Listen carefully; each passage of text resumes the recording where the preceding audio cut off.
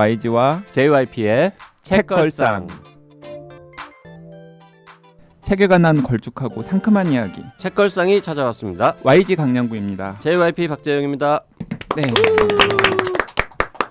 자, 책걸상 오늘 벌써 13번째 에피소드 진행하겠습니다. 네, 오늘은 네이버 오디오 클립 이웃 팟캐스트의 주인장을 모셨습니다. 그럼 경쟁자잖아요. 네, 근데 경쟁자라도 또 오늘 또 이 책하고도 관련이 있습니다만은 또 같이 좀 이렇게 공생할 수 있지 않을까 하는 생각도 들어서 네. 요청을 드렸더니 또 흔쾌하게 또 응하셨어요. 굉장히 네. 바쁘신 분으로 알고 있는데. 네, 누굽니까? 네, 서울대학교 장대익 교수님이십니다. 진화학자로 굉장히 유명한 분이시죠. 네, 그 유명한 다윈 3부작의 저자이시죠? 네, 다윈 3부작. 다윈의 식탁? 다윈의 서재, 그리고 최근에 다윈의 정원을 펴내서 그 3부작을 마무리를 지으셨습니다. 네, 그리고 저희 네이버 오디오 클립 중에서 장대익의 엔돌로지라는 프로그램을 맡고 계신 분이기도 하고요. 네, 그걸 볼 때마다 저는 좀 배가 아파요. 왜? 우리보다 구독자 수가 많아? 네, 왜 거기는 한 명이 진행하는데 우리는 두 명이 진행하는데 무슨 차일까? 주인장의 멤버. 재미도 없고. 네. 자, 어쨌든 경쟁자라기보다는 이웃이라고 우리는 생각하고 모셨습니다. 네, 저도 이웃이라고 생각합니다. 네, 장대익 교수님 어서 오십시오. 반갑습니다. 네, 안녕하세요. 장대익입니다. 네, 네. 반갑습니다. 네, 여기는 이렇게 시작하는군요. 네, 시작이 좀 썰렁해서 죄송합니다. 재밌을 때도 있는데. 저는 경쟁자라고 생각하지 않고요. 네. 제가 우위다라고 생각합니다.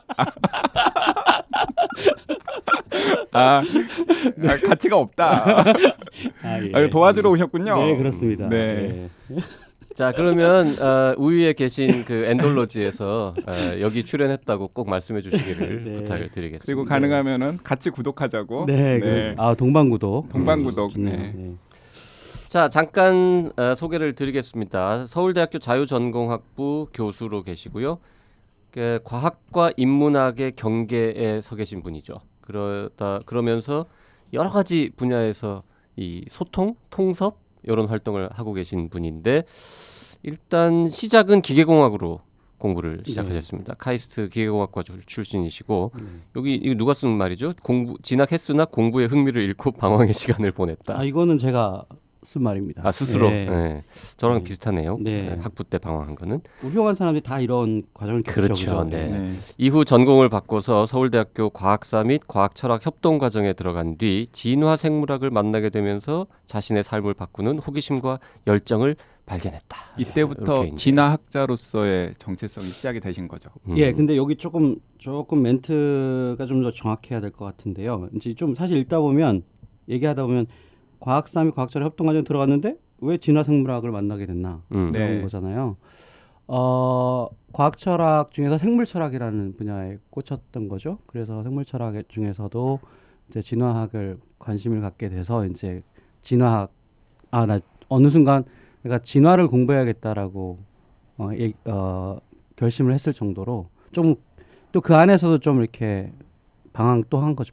방황이라기보다는 뭐 길찾기를 한 거죠. 그렇죠. 뭐 우리가 과학사, 과학철학이라고 뭉뚱그려서 얘기를 하지만은 그 안에는 굉장히 다양하고 서로 뭐 이렇게 좀 이렇게 대립하기도 그렇죠. 하는 그런 여러 가지 흐름들이 있는데 네. 그 중에서 이제 생물철학, 예. 특히 진화를 그렇죠. 예. 선택을 하신 거죠. 네. 자, 요 긴 소개를 다 읽기보다 직접 장 교수님 목소리로 들어보도록 하겠습니다. 주로 어떤 거를 공부하십니까? 지금까지 공부해 온 거는 이제 그 개념적인 쟁점들, 그러니까 과학 이론의 개념적인 쟁점들에 대해서 연구를 해왔는데요. 가령 뭐 진화의 이론 중에서 가장 첨예하게 대립하는 이론이 다윈의 식탁에도 많이 이야기되고 있지만 도대체 선택의 단위가 뭐냐? 뭐 이런 논쟁이 있습니다. 자연 선택이 어떠한 레벨에서 작동하는가? 뭐 특히 집단이냐, 뭐 유전자냐, 뭐 개체냐 뭐 이런 논쟁들이 있는데 뭐 그런 쟁점들을 다루는 게 생물철학의 주요 주제이기도 한데요. 그런 건 이제 개념적이고 철학적인 거라고 한다면 요즘은 제가 그 경험적인 연구도 시작을 했습니다. 그래서 요즘은 사회성에 대해서 연구를 많이 하고 있는데요. 인지과학 하는 친구들하고 같이 사회성을 자연화하는 작업들을 하고 있습니다. 도대체 인간이 사회적이라고 하는데 그것의 의미가 무엇인지 철학이 이야기해주지 못하는 또 그냥 기존의 사회학이 이야기해주지 못하는 것들을 뭐 뇌과학이나 아니면 진화학이나 뭐 이런 분야들에서 이제 새로운 통찰을 한번 해보는 거죠. 그런 쪽의 연구를 하고 있습니다. 그 정말 속된 말로 가방끈이 정말 길다 이렇게 표현해도 될까요? 가방끈이 길다기보다는 저는 그냥 평생 학생이고 싶은 생각이 있는 거죠. 그러니까 뭐 관심 갖는 주제가 생기면 공부를 해야 된다라고 생각하고요. 그리고 그 학교에 계신 분들이 자기 전공이라는 게 있지 않습니까? 근데 자기 전공을 하다 보면 사실 주제가 막 뻗치잖아요. 관심 있는 주제가 저 사회성은 예전에 제가 별로 관심 없던 주제였거든요. 근데 하다 보니까 뇌과학도 해야 되고 뭐 통계도 공부해야 되고 그러니까 굉장히 제가 익숙하지 않았던 분야를 막 해야 되는데 그 순간에 이렇게 접게 되는 경우가 있고요. 그래 내가 이 정도 빠지면 알지. 근데 저는 아직은 그냥 끝까지 가보자. 뭐 내가 이 분야에 학위를 받을 건 아니지만 제대로 연구하려면 깊이 들어가 봐야 되니까 그래서 그런 쪽으로 그냥 좀 마음 편하게 생각하고 있습니다. 가방끈이 길다기보다 가방이 여러 개인 분이라고 표현하고 싶네요. 그래도 좋은 될 것 표현인데요. 같습니다. 여러 네. 동네를 공부를 다양하게 JYP가 하시니까. 이런 데 좀 능해요. 네. 장명, 비유 뭐 이런 거 있잖아요. 그 JYP랑 장대익 교수님은 오늘 초면이시고 네. 그 사실 YG는 한 10년 가까이 교류를 해왔. 그렇죠. YG가 그래서- 누군지 몰랐어요 처음에. 접니다 저. 네, 그 YG가 아니라 이 YG입니다. 네. 네.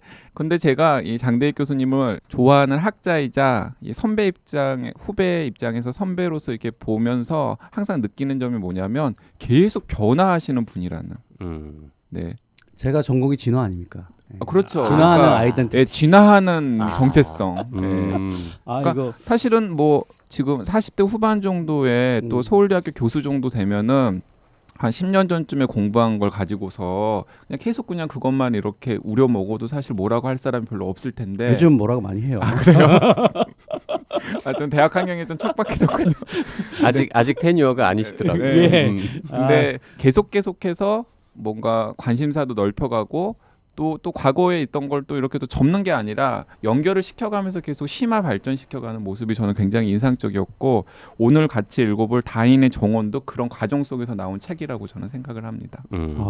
훌륭하네. 네. 네.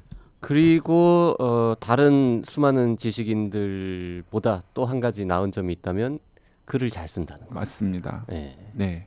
우리도 글 쓰는 사람이지만 글 잘 쓰는 분들 정말 부럽고 존경스럽지 않습니까? 아니 뭐 여기는 제가 여기 와서 글 잘 쓴다고 할 수가 없을 것 같은데요. 아니에요. 그 오늘 저기 읽을 책은 다인의 정원이지만은 사실 그 다인의 식탁, 다인의 서재, 다인의 정원 3부작 중에서 제가 제일 좋아하는 책은 다인의 식탁이에요. 많은 분들이 그게 제일 재밌다 일단. 네. 그리고 실제로 다인의 식탁은 그 작년인가 재작년에 과학자들이 뽑은 우리 시대의 과학고전 50권을 선정을 했거든요. 네. 근데 나온 지 한 8, 9년 정도밖에 안 된 책인데도 불구하고 우리 시대의 과학고전으로 과학자들이 선정을 했죠. 진짜요? 네. 본인은 저는 몰라요. 아니 그런 건 좀 통보 좀 해주세요. 다 그 선정한 사람들이 다 알만한 분들인데 이거- 소식이 안 갔습니까? 그래서 얘기가 안 됐나 봅니다. 예, 그래서 저기 이건우 선생님이 서평도 쓰셨잖아요. 그게 그거예요? 네, 그 맥락에서 서평을 쓰신 거예요. 그분들 네. 참 훌륭하시네요. 네. 네, 다인의 식탁. 근데 다인의 식탁을 보면은 정말로 정말 과학책을 이렇게 픽션을 가미해서 재밌고 쉽고 또 내용도 풍부하게 쓸 수 있구나. 라는 한 전범을 보여주는 책이죠.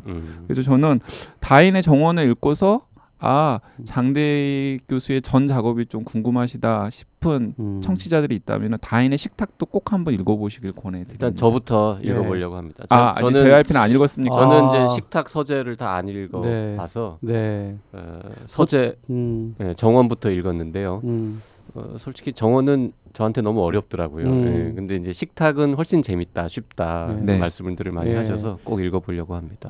그 보통 진행자들은 안 읽으셨어도 읽은 척 하시는데 굉장히 정직한 방송이네요. 네. 가끔씩 읽은 척도 합니다. 여기서는 거짓말하지 않습니다. 근데 약간 성의 없는 방송이네요. 책을 안 근데 이제 읽어. 변명을 좀 하자면 저는 이제 이과 출신이고 이과 네. 대학을 다녔으니까 네. 유전학, 생물학, 뭐 진화 이런 거에 대해서 조금은 이제 그쵸? 공부를 했으니까 뭐 조금 안다고 생각하고 모르는 음. 분야의 책들을 더 많이 읽었는데 음. 이번에 그 다윈의 정원 읽으면서 네. 제가 학교 졸업한 지 꽤 오래됐더라고요. 졸업한 이후에도 정말 많은 일들이 있어서 한번 공부를 해봐야 되겠구나라는 네. 생각을 했고요. 예, 그 세 권을 다 읽은 제가 간단하게 그 3부작에 대해서 브리핑을 드리자면은 이 다인의 식탁은 최근에 진화와 관련된 다양한 입장들이 백가쟁명식으로 막 진행이 되고 있어요. 논쟁들이 그 주인공들을 한꺼번에 다 등장을 시켜가지고 각자가 어떤 주장을 하고 있고 그 주장들이 때로는 어떻게 뭐 상호 진화하고 때로는 어떻게 대립하고 이런 것들을 이제 마치 한 편의 드라마를 보듯이 쫙 펼쳐본 책이 다인의 식탁이고요. 그리고 이제 다인의 서재는 그 장대익 교수가 지금의 장대익 교수를 만드는데 도움이 된 여러 가지 책들에 대한 리뷰와 평들 그리고 본인의 생각들을 이제 덧붙여가지고 해놓은 책이 다인의 서재고 이제 다인의 정원은 다인의 식탁과 다인의 서재 이후에 장대익이 어떻게 진화했는지 최근의 연구 성과라던가 아니면 자신의 생각 같은 것들을 갈무리해 놓은 책이라고 저는 정리를 하고 있습니다.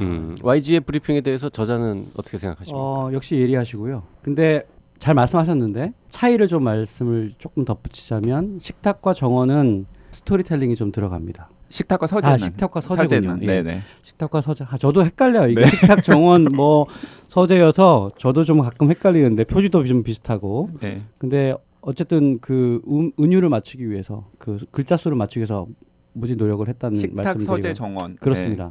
제가 도킨스 선생님한테 이거를 제가 책을 보여드리면서 지난번 대담을 했지 않습니까? 책 제목에 대해서 지금 누구 선생님이라고 하셨죠? 도킨스? 네. 리처드 예. 도킨스. 야. 네, 그런 그 유명한 그런 분이에요. 한국에 방문 도킨스 얼마 전에 선생님. 방문하셨는데 근데 그 전에도 안면은 있으셨잖아요. 예, 근데 네. 이제 뭐 기억 못 하시고 이번에 오셨을 때 네이버에서 이제 2시간짜리 대담을 했었거든요. 생중계로. 그래서 이제 백스테이지에서 제 책에 또 이렇게 제가 사인해 드리면서 말씀을 좀 나눴는데 제가 책을 설명을 해 드려야 되니까 책 제목이 이렇다 그러니까 와, 기가 막힌 제목이라고 그 말씀을 해 주셨어요. 그래서 기분이 좋았는데 어쨌든 식탁과 서재는 스토리텔링이 들어가고요. 그다음에 정원은 화장기가 쫙 빠졌습니다. 그래서 아마 정원을 처음 읽으시는 분이라면 조금 어렵다 혹은 뭐 좀 딱딱하다. 내가 그렇게 안 들었는데 되게 재밌게 쓴다 그러는데 왜 재미가 없지? 뭐 이렇게 생각하실 수도 있을 것 같습니다. 그래서 인터넷 서점에서 또 이 출판사의 마케팅 전략인 것 같은데 이 세 권을 세트로 팔더라고요. 저는 아니 식탁, 서재, 정원을. 아니 근데 저는 그 케이스를 만들어서 팔아라 그렇게 얘기를 했거든요. 아예 케이스까지 만들어서 팔아라. 네. 근데 그건 안 하시더라고요. 그 케이스가 제작비가 많이 들고. 네. 그거죠. 자, 초반에 이 이웃 프로그램 장대익의 엔돌로지를 진행하고 계시다고 말씀드렸는데 네. 엔돌로지 네. 이것도 이제 새로운 용어인데 네. 만드신 말이죠. 예, 제가 그 한 15년 전쯤에 대학원생 때 그냥 제가 그때 사실 제 아이덴티티, 제 정체성에 대해서 좀 이렇게 고민을 하고 있었던 때였어요. 그러니까 두 번째 방황하던 때. 예, 그러니까 철학을 하러 왔는데 과학 철학 하러 왔는데 왜 생물학이 재밌지? 생물학 하다 보면 이거 내가 또 생물학자로 길을 가야 되는 거 아니야? 그 철학과 과학 사이를 왔다 갔다 하면서 사실 너 뭐 하냐 물어보면 참 설명하기 어려웠어요. 아니 그래서 실제로 그 네. 교토대학 영장류 연구소에서 네. 침팬지 연구에 네네. 잠깐 몸담기 네네. 하셨었잖아요. 네, 그렇죠. 그러다 보니까 나의 아이덴티티를 어떻게 이야기하면 좋을까 그러다가 너 과학자 아닌 것 같아 막 이런 얘기할 때 그래 하지만 난 사실 과학자야. 그때의 과는 AND 할 때 그 무엇과 무엇 할 때 그런 과학자 이렇게 이제 약간 디펜스를 하면서 생겨난 조어라고 할 수 있겠고요. 그래서 어떤 학문과 학문, 지식과 지식을 연결하는 사람, 그의 연결의 지점에 있는 사람, 뭐 보더라인에 있는 사람 이런 뜻이죠. 네. 이거에 대한 자세한 설명은 사실 장대익의 엔돌로지 1편을 들으시면 더 자세하게 나와 있습니다. 나 질문하면서 저 답변 할 줄 알았어. 들었거든 나도. 사실은 유도한 거 아닙니까? 근데 저는 딱 보고 역시 장대익이다 했어요. 장명이 기가 막히잖아요. 그 엔돌로지라는 말을 쓰신 지가 오래됐다고요. 예, 저는 15년 됐습니다. 아, 예. 근데 그때부터 엔돌로지스트다 나는. 예, 제 그래서 그 닉네임은 엔돌로지스트인데 뭐 사람들이 안 알아주죠. 근데 요번에 좀 한번 써봤습니다. 근데 저는 엔돌로지라는 말을 처음 네. 보면서 이게 뭐지라고 아. 하면서 이제 떠오르는 게 있잖아요. 네. 그 엔돌로지에다가 중간에 R자만 하나 딱 집어넣으면 엔드롤로지라고 엔드롤로지. 예, 남성의학이 됩니다. 아. 근데 뭐 아, 그럴 아, 거라고 엔드롤로지. 전혀 아무 상관 없을 거라고 짐작은 했지만 그래도 또 아는 단어랑 비슷하게 생겨가지고 남성 성기능과 관련된 네. 떠올랐다고. 아, 네. 아니 장 교수님이 그런데 관심이 없으시질 않죠. 자꾸 더 얘기하면 과거가 나올 것 같아서. 네. 네. 근데 하여간 다 저마다 그 엔돌로지에 대해서 그 반응들이 있는 것 같아요. 조금 너무 억지스럽다라는 사람도 있는 것 같은데 그 어떻게 발음은 괜찮아요? 네, 엔돌로지? 좋습니다. 좋아요. 예. 네. 아 그리고 저는 굉장히 기막힌 장면이라고 생각했어요. 기막힌 장면인데 약간 억지스러워. 인정. 자 이제 본격적으로 책 얘기로 들어가죠. 인트로가 좀 길었어요. 네. 네. 자, 그 다인의 정원이라는 책을 딱 보자마자 네. 왜 정원인가? 음. 네. 그러니까 식탁 서재 하면은 네. 그래도 또 거기서 풍기는 어떤 이미지라는 게 딱 있잖아요. 네. 근데 왜 정원인가? 그리고 심지어는 책의 앞부분에 스토리텔링이 없다고 하셨지만은 살짝 화장을 하셨어요. 기초 화장입니다. 네, 다인의 정원이 네. 도대체 어떻게 생겼는지를 네. 쫙 또 네. 썰을 한번 푸셨잖아요. 네. 그래서 왜 정원입니까? 예. 그 다윈 시리즈, 다윈 3부작. 이거는 제가 다윈의 다운하우스라고 다윈이 평생 이제 잘라 돌아가신 집이 있거든요. 저는 사실 그 집을 가보지 못했어요. 놀랍게도. 그러니까 오히려 상상을 더하는 것 같아요. 지금 보존이 되어 있죠. 그렇죠. 네. 그 런던에서 아주 가까운 네, 것 한 같은데 20km 정도 왜 안 됩니다. 가보셨어요? 다윈 덕후라는 별명을 가지신 분인데. 네, 근데 가봐야죠. 가 볼 텐데 사실 2009년에 가볼 생각을 했었는데 좀 안 됐어요. 근데 제가 런던에 있을 때도 못 가봤어요. 그러다 보니까 막 이것도 생각하고 저것도 생각하고 또 뭐 여러 가지 사진도 보고 그러면서 이런 걸 상상한 거죠. 다윈의 식탁을 생각해 보면 밥 먹을 때만큼 정말 그 어떤 의미에서 굉장히 수많은 말들이 오가고 역동적인 그런 느낌이 나잖아요.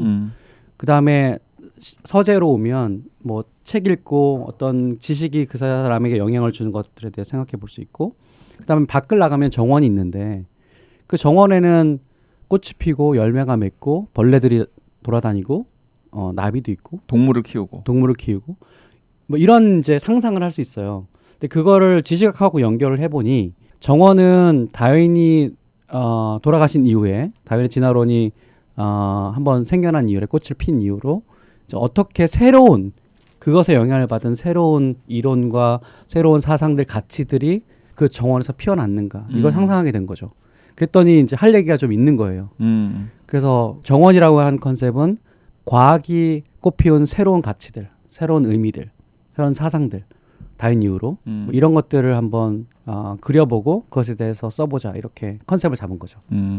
그러니까 요약을 하자면은 다윈 이후에 진화론이라는 이름으로 꽃피운 사상들이 그렇습니다. 얼마나 정원에 아름답게 펼쳐져 있는지를 그렇죠. 내가 이 책에서 그려 보이겠다. 예, 그겁니다. 네. 잘 그렸는지 모르겠지만. 그 잘 그려진 것 같아요. 일단 그래요? 전 보면서 책을 다양한 분야의 책들을 많이 읽으시는 분들은 아마 다 공감하실 텐데 정말 여러 분야의 책을 읽으면서 잠깐 봤던 얘기들이 이 책에 곳곳에 막 나옵니다. 그러니까 막 심리학 책 볼 때 나왔던 이야기, 뭐 뇌과학 책 볼 때 나왔던 이야기, 뭐 사회학, 그다음에 또 뭐 있을까요? 뭐 경영학, 심지어 네네. 뭐 이런 때 맞아요. 윤리학, 네. 뭐 철학 이런 때 봤던 이야기들이 이게 연결이 되면서 이게 다 진화론이랑 이런 식으로 연결이 되는구나. 네. 예. 그 여기서 더 얘기하기 전에 그 이 책을 꿰뚫는 키워드가 진화잖아요. 예. 근데 어쨌든 그 진화론적 사유, 진화론적 관점을 처음 접하는 청취자들을 위해서 네. 그것이 무엇인지 간단하게 설명을 해주시면 어떨까요? 네. 진화론적 사유라 하면 이 세상에 존재하는 수많은 동식물들 그리고 인간을 포함해서 어떤 기능을 갖고 있을 때 그냥 있는 게 아니잖아요. 어떤 기능이 있는데 그 기능이 왜 존재할까? 왜 이런 형질들이 있을까라고 하는 일종의 그걸 궁극적 질문이라고 하는데 why question이라고 하는데요. 그 why question을 던지는 게 바로 진화적인 사고예요. 아. 예, 그러니까 예를 들어 우리가 어떤 도덕적인 직관을 갖고 있단 말이죠. 남을 이렇게 누군가를 물리적으로 이렇게 위해를 가했을 때 나도 그렇고 피해자도 그렇고 굉장히 심리적인 동요를 받는 거죠. 부당하다. 예, 부당하다 혹은 뭐 공포스럽다, 역겹다 네. 이런 느낌을 받잖아요. 근데 그런 것은 그냥 생긴 게 아닌 거죠. 뚝 떨어진 게 아닌 거죠. 뭔가 뭐 예를 들어 침팬지하고 인간이 갈라지고 나와서 또 침팬지는 못 느끼는 또 인간만의 감정이 있을 수 있는 것이고 그래서 그런 어떤 형질들이 있고 어떤 행동과 그 정신들이 발현이 있을 때 그것이 왜 존재하게 됐을까라고 하는 why question을 던지는 게 바로 진화적 사고라고 할 수 있겠죠. 그러니까 사실은 모든 사람에게 필요한 겁니다. 우리 자신에 대해서 성찰할 때 왜 우리는 왜 이렇게 이렇게 뭐랄까 예쁜 여자들을 선호하지? 왜 이렇게 여자들은 뭐 잘생긴 것도 중요하지만 이렇게 사회적 지위가 높고 수입이 많은 남자들을 선호하지? 평균적으로 물론 그렇지 않은 사람도 있지만 뭐 그런 질문들 당연히 던지잖아요. 네. 그런 질문에 대해서 답을 하려면 진화적인 사고로 해야 돼요. 아, 그러니까 왜 사람들은 신을 믿지? 그렇죠. 왜 사람들은 전쟁을 하지? 예. 뭐 이런 식의. 예. 그러니까 우리는 왜라고 하는 그 명제를 붙인다면 그것이야말로 진화적인 사고로 이어지는 길이라고 생각합니다. 네. 자, 이 책을 읽다 보면 여러 가지 이제 새로운 개념들이 많이 나오는데요. 그런 것들에 대한 설명을 좀 부탁을 드려야 될 것 같은데 꼭 미리 설명을 듣고 나서 이 책을 읽으면 조금 덜 어렵게 읽을 수 있을 것 네. 같아가지고요. 근데 그 중에서 그냥 근데 또 전부 다 설명을 할 수는 없으니까 저희 제한된 시간 안에 사람들이 진화하면은 가장 먼저 많이 떠오르는 게 유전자 네. 뭐 이런 걸 머릿속에 많이 네. 떠오르잖아요. 네. 근데 이 책은 유전자도 주인공이지만은 또 유전자만큼이나 많이 등장하고 그것과 거의 동등한 비중으로 등장하는 용어 중에 하나가 밈이라고 하는 네, 용어예요. 예. 근데 유전자는 사람들이 많이 알겠지만은 밈은 아마도 네. 생소하신 분들이 많으실 네. 것 같거든요. 네. 이게 어떤 건지 그거부터 좀 얘기를 해주시죠. 역시 예리하십니다. 이 책은 자세히 뜯어보면 유전자 중심의 뭐 심리학, 진화 심리학이라고 할 수 있겠죠. 주류 진화 심리학에 대한 약간의 이견이 담겨 있어요. 보통 이제 이기적 유전자 이후로 사람들이 그러니까 리처드 도킨스의 리처드 도킨스의 이기적 유전자 이후로 또 90년대 이후에 그 진화 심리학의 발전으로 인해서 이제 우리가 결국에는 어떤 행동들을 하지만 그 행동들을 하는 행동의 최고의 수혜자는 유전자다라고 사람들이 생각을 하기 시작했죠. 그 정설이에요. 그러니까 네. 우리가 뭐 수많은 행동들을 하죠. 근데 수많은 다양한 종류의 행동들을 하지만 결국에는 우리가 의도하든 의도하지 않았든 간에 결국에는 그거의 수혜자는 유전자다라고 그러니까 하는 거죠. 그냥 뭐 이 책에서도 언급이 되고 있지만은 간단하게 뭐 설명을 드리자면은 뭐 어떤 사람이 이타적인 행동을 하는데 예를 들어서 자기 자식을 위해서 네. 자기 자식을 구하고 부모가 죽었지만 사실은 그것은 부모에서 자식으로 전해져 있는 유전자를 보호하기 위한 그런 행동이다. 그런 식으로 설명하죠. 네네. 예, 뭐 공격 행동도 그렇고 누구를 돌보는 행동도 그렇고 다 그렇게 설명합니다. 짝짓기 행동은 더더군다나 그렇고요. 근데 저는 그 이기적 유전자의 챕터 11장, 그러니까 11장에 그 새로운 복제자라고 하는 밈 챕터가 있는데 그게 일종의 문화 유전자 같은 거예요. 네. 예, 우리가 다른 동물과는 또 다른 측면이 하나 있는데 그것은 문화를 만들고 그 문화가 우리를 다시 옥죄한다는 거죠. 그 얘기를 했는데 발전시키지 않았어요, 도킨스가. 그거를 평생 발전시킨 사람이 누구냐면 저의 포스닥 지도교수였던 다니엘 데넷이라는 분입니다. 그분에게 제가 영향을 받은 거죠. 그래서 저는 인간에게는 두 가지 그 일종의 제약이 있는데 하나는 유전자고 하나는 우리가 만들어낸 우리의 가치, 우리의 사상, 우리의 문화 이런 것들이 있다는 거죠. 그래서 그것이 우리를 유전자만큼이나 옥죄고 있다. 그러니까 우리가 수많은 이념이나 가치들에 사실은 끌려가는 경우들이 많잖아요. 네. 그거를 포착하고 싶었던 거예요. 그 밈이라는 용어는 도킨스가 만들어낸 말이죠. 예. 이기적 유전자는 언제적 책이죠? 굉장히 오래된 76년입니다. 초판이 76년인데 그렇게 오래된 책이군요. 이기적 유전자에서 물론 이기적이라는 유전자라는 용어도 도킨스가 만들어낸 말이긴 하지만요. 그 개념 자체는 그때부터 10년 전의 개념이에요. 그러니까 밈은 사실 굉장히 유니크한 개념입니다. 네. 예. 아니 저 우리나라에 번역돼서 나와서 이기적 유전자를 제가 읽었던 거는 한 80년대 말이나 뭐 90년대 초였던 것 같은데 예, 90년대 초 그때 한국어판이 그때 나온 건가요? 예, 그러면 예. 70년대 책일 예, 때 그다음에 뒤늦게 뭐 나온 계속 또 거군요. 개정되고 새로 번역돼서 지금은 근데 예. 밈이라는 개념은 도킨스가 주창했으나 발전시킨 사람은 따로 있군요. 예, 예. 지금 그 설명을 음. 듣고 다 이해하셨을까요? 밈이라는 게 뭐다라고? 조금 너무 길게 하셨는데 더 짧게 한 줄로만 하면 뭐가 될까요? 빔은 문화 전달자. 그래서 예를 들면 어떤 이념이라든가 댄스의 한 유닛이라든가 그래서 우리의 행동을에게 영향을 주고 우리의 적합도에도 영향을 주는 그러니까 문화 일반을 얘기한다고 할 수 있겠죠. 예. 그러니까 유전자가 영어로 진이잖아요. 예. 그러니까 유전을 전달하는 단위가 그 유전자인 진인데 그것과 마찬가지로 문화를 전달하는 단위로서의 밈을 만드는 거죠. 예. 근데 왜 하필 그 밈이냐, MEME 왜 나왔느냐라는 네, 게 네. 이제 도킨스가 설명하기로는 모방에서 예, 맞습니다. 나왔다라는 네, 거잖아요. 네. 이미테이션. 예, 네. 그러니까 그 다른 사람들이 하는 거를 보고 따라하면서 그게 수많은 사람들이 따라하게 되면 그게 일종의 문화가 되고 문화가 문명이 되는 문명이 거죠. 된다. 뭐 이런 예, 식의 예. 이야기인 거죠. 예. 근데 그리고 거기서 핵심은 그렇게 되지만 그게 처음에는 자기 자신의 생존과 번식에 유리했을 거 아니에요. 그렇게 행동을 하는 게. 근데 나중에는 그게 마치 자율성을 가진 것처럼 왜 따라하는지 모르게 막 따라하면서 자기 자신의 생존과 번식에 손해를 주는 행동들도 하게 된다는 거죠. 유일하게. 왜냐하면 인간만이 고도의 모방력을 지닌 존재이기 때문이죠. 다른 동물과는 달리. 그렇기 때문에 문화가 그만큼 중요한 거고 네. 그 지점이 사실은 그 유전자로만 이기적 유전자로만 인간의 행동을 설명하는 그런 여러 주류 입장하고 좀 선을 긋는 부분이에요. 예. 그 지금까지 이제 다인의 정원에 중요한 열쇠말들은 다 지금 나온 것 같아요. 뭐 진화, 유전자, 밈, 모방, 문화 뭐 이런 단어들 나왔는데 근데 또 그 일반 청취자들 입장에서는 굉장히 생소할 만한 단어가 또 있는데 거울 유런이라는 네. 개념이 있거든요. 근데 그것도 사실은 뭐 신문 과학면을 즐겨보는 청취자분들이라면은 여기저기서 한 번쯤은 보셨을 그렇죠. 거예요. 거울 유런은 또 뭡니까? 네, 거울 뉴런은 미러 뉴런이라고 이제 거울 신경세포라고도 하죠. 이거는 이제 우리가 모방력이 다른 동물에 비해서 출중하다고 말씀드렸는데 그러면 신경학적인 기초가 있어야 될 거 아니에요. 또 뇌에 작용할 테니까 모방도.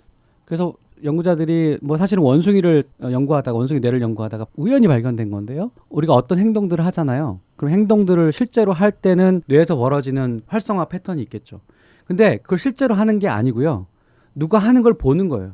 똑같은 행동을. 보기만 하는데도 실제로 내가 그 행동을 할 때 나의 뇌에서 벌어지는 그런 활성화 패턴이 그대로 일어나는 겁니다. 그러니까 YG께서 뭐 예를 들어 컵을 들었다. 그럼 제가 그 컵을 드는 걸 보잖아요. 저는 컵을 들은 게 아니죠. 그냥 컵을 드는 강행 기자를 본 거예요. 근데 실제로 제 뇌에서는 그 컵을 실제로 제가 들었을 때 뇌에서 작용하는 일들이 똑같이 일어나는 겁니다. 그러니까 스포츠를 보면 그렇게 피곤한 이유가 아니 저는 아무것도 한 게 아니잖아요. 그냥 보기만 한 건데 네. 뭐 뇌에서는 그 거울류는 계속 작동하니까 실제로 내가 발이 뭐 이렇게 했을 때 뭐 손이 나갔을 때 내 뇌에서 실제로 벌어진 일들이 똑같이 벌어지는 거예요. 저희 아버지는 그래서 그 지금 스포츠를 막 이렇게 스케줄링을 해 놓고 막 보세요. 근데 보고 나시면 항상 피곤하다고 주무시는 거예요. 그 이유를 제가 알게 됐죠. 이게 피곤한 일이구나. 그러면은 이제 여기서 이제 그 기자식으로 단순화를 시켜보자면은 이제 문화라는 게 굉장히 중요한데 그 문화의 전달자가 밈인데 그 밈이 전달되는 중요한 메커니즘이 모방인데 그렇죠. 그 모방을 가능하게 하는 어떤 신경학적인 기초. 원인 기초가 바로 거울 유런일 수 있다. 예, 맞습니다. 정확히 네. 맞습니다. 예. 이게 이제 이 책의 이제 큰 줄기 중에 이제 한 줄기인데 그래서 제가 포르노에 대해서 얘기를 하면서 그 거울 유런을 얘기한 게 포르노를 보잖아요, 우리는. 우리 포르노 얘기는 2부에서 해야 2부에서 해야 됩니다. 그렇습니까? 길게 하려고 YG가 준비하고 있어요. 지금 바닥을 깔아놨거든요. 그 뉴런은 이제 세포의 이름이잖아요. 근데 거울 뉴런이라는 것도 실제로 현미경으로 볼 수 있는 구별할 수 있는 별다른 세포는 아닌 거죠. 아니 거울 뉴런은 신경의 특정한 부위에 부위를 있는 말하는 시스템이에요. 거죠. 예. 세포 하나를 그러니까요. 얘기하는 게 아니고 뉴런은 세포의 이름인데 네. 거울 뉴런은 어떤 시스템 예, 그러니까 거울 뉴런 개라고 합니다. 그래서 그러니까 한 군데도 아니죠. 예, 세 군데로 이렇게 나눠져 아, 있고 뇌 연결돼 세 있어요. 군데 정도. 네네. 네. 자, 네. 우리 좀 밑밥을 충분히 깔았는지 모르겠는데요. 네. 하여튼 2부에 가서 포르노, 종교, 뭐 도덕 이런 조금 핫한 네. 주제들이 어떻게 진화론하고 연결이 되는지에 대해서 더 깊이 있는 얘기를 나눠보도록 하고 네, 그 왜 남성들이 포르노에 그렇게 빠지는지를 알려면 2부를 꼭 들으셔야 됩니다. 이거 낚시 방송입니까? 그걸 알고 싶으실까요? 아니 여성들은 알고 싶을 수 있잖아요. 아, 자기 남자친구를 예, 이해해야죠. 이해를 해야 되니까. 네. 아, 오히려 남자들은 그러면 여성들은 왜 그렇게 로맨스- 그런 행동을 보이는지 아니 여성들은 왜 그렇게 로맨스 소설이나 드라마에 로맨스 드라마에 빠지는지. 빠지는지. 왜 이렇게 네. 저기 로맨스 현빈 같은 그런 캐릭터를 좋아하는지. 그러니까 저는 사실은 그런 고백들 많이 들었거든요. 뭐. 이제 그 젊은 이제 후배 여성들이랑 얘기를 하다가 자기 남자친구의 집에 놀러를 갔는데 컴퓨터에 무슨 이상한 폴더를 하나 발견하고 클릭을 했다가 깜짝 놀란 거예요. 그렇죠. 말도 안 되는 포르노들 잔뜩 모여 있어서. 얘 변태 아니야? 막 이런 거. 네네 그러면서 예. 아니 2부에서 얘기하자며. 이 정도로 밑밥. 예. 자, 오늘 13번째 에피소드는 여기서 줄이고요. 다음 편을 기약하도록 하겠습니다. 네 장대익 선생님 오늘 나와주셔서 감사합니다. 고맙습니다. 네, 고맙습니다. 고맙습니다.